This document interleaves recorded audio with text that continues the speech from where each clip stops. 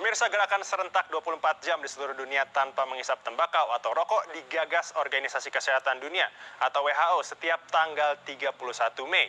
Gerakan ini pertama kali digaungkan pada tahun 1987 dan bertujuan untuk menginformasikan bahaya rokok dan dampaknya bagi kesehatan tubuh.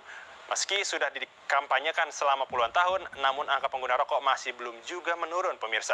Bahkan di Indonesia, penggunaan tembakau di Indonesia tergolong tinggi di kalangan dewasa dan juga remaja.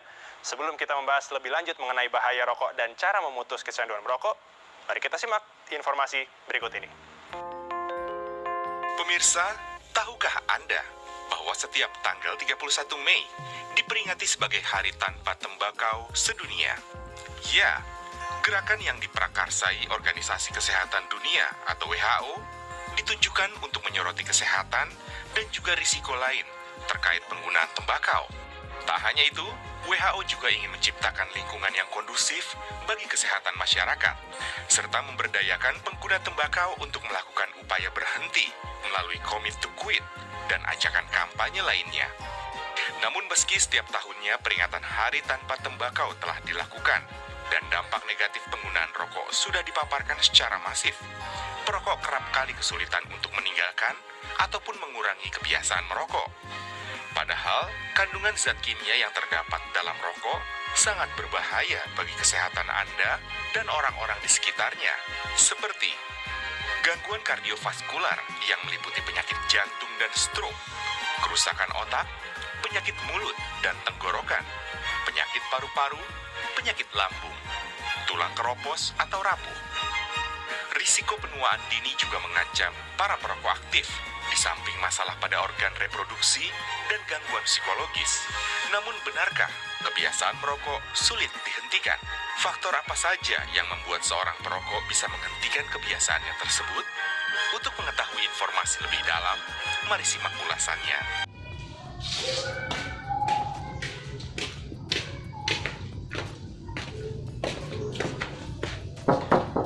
Assalamualaikum. Waalaikumsalam warahmatullahi wabarakatuh. Monggo Mas Agus duduk di tempat yang paling nyaman. Iya Pak, terima kasih.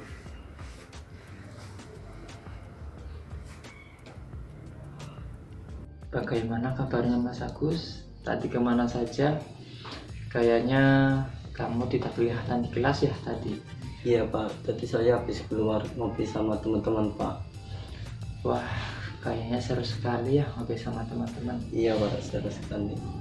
Baiklah, dengan kedatangan Mas Agus ke sini, kayaknya ada yang ingin dibicarakan dengan Bapak. Iya Pak, begini. Saya ini mempunyai masalah dengan kebiasaan buruk saya Pak. Begitu ya, Gus. Bisa diceritakan apa kebiasaan buruk yang Mas Agus alami? Iya Pak, begini. Saya ini merasa tidak bisa lepas dari merokok Pak. Dengan kata lain, kecanduan merokok seperti itu? Ya seperti itulah Pak yang saya alami sekarang ini. Oh begitu, berarti apakah ada kecanduan selain merokok? Tidak Pak, hanya kebiasaan merokok yang menurut saya itu sulit untuk diubah. Saya merasa berat untuk tidak merokok Pak. Ketika Mas Agus merokok, apa yang biasanya Mas Agus lakukan? Ya saya hanya duduk sambil ngopi sama teman-teman aja Pak. Oh iya. Lah, ketika Mas Agus duduk dengan teman-teman dan Mas Agus tahu bahwasanya merokok itu buruk untuk kesehatan, tapi kenapa Mas Agus masih tidak mau lepas dari namanya merokok? Kenapa Mas Agus?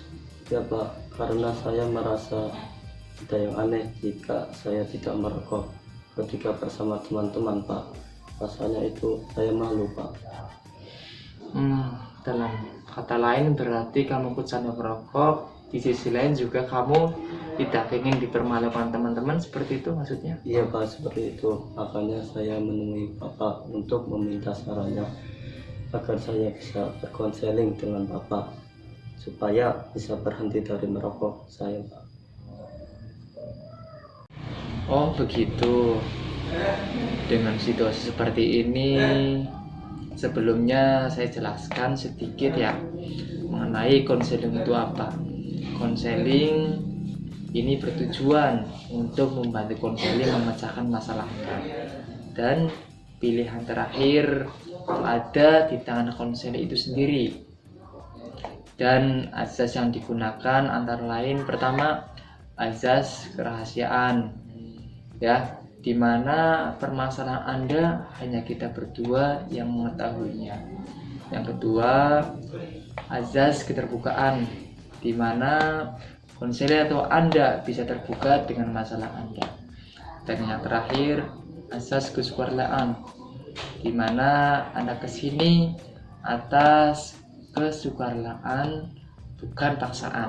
Sekiranya sudah paham ya sekarang mengenai konseling itu seperti apa? Iya Pak, saya paham.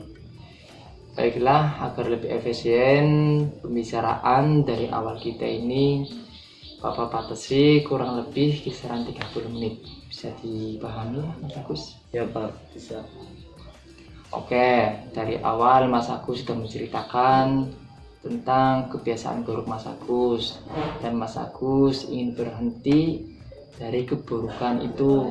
Contohnya kayak semisal Mas Agus ingin berhenti dari kebiasaan merokok, dan Bapak sarankan agar Mas Agus bisa terhindar dari yang namanya merokok. Ada beberapa tips, contohnya Mas Agus bisa menghindari hal-hal yang bisa menyebabkan merokok. Dan yang kedua, Mas Agus bisa mengganti rokok tersebut dengan permen karet.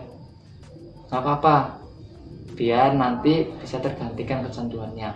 Dan yang terakhir, Mas Agus harus bisa memaksakan diri, kemauan besar agar bisa menghindari kecanduan rokok tersebut. Demikian mungkin saran dari Bapak, semoga bermanfaat dan bisa dilaksanakan segera nantinya. Ya Pak, terima kasih atas sarannya. Akan saya laksanakan saran dari Bapak. Baiklah, mungkin sekiranya konseling saya dengan Mas Agus sudah selesai, sudah cukup, dan nanti bisa masuk kelas lagi. Tetap semangat dan jangan putus asa. Dan saya ucapkan terima kasih sudah menemani Bapak. Semoga pertemuan ini bisa membawa manfaat bagi kita untuk kedepannya. Pak, terima kasih atas semuanya. Saya izin mau masuk ke kelas dulu Pak. Oke, monggo silahkan, tetap semangat ya Mas Agus. Iya Pak. Oke. Assalamualaikum. Waalaikumsalam warahmatullahi wabarakatuh.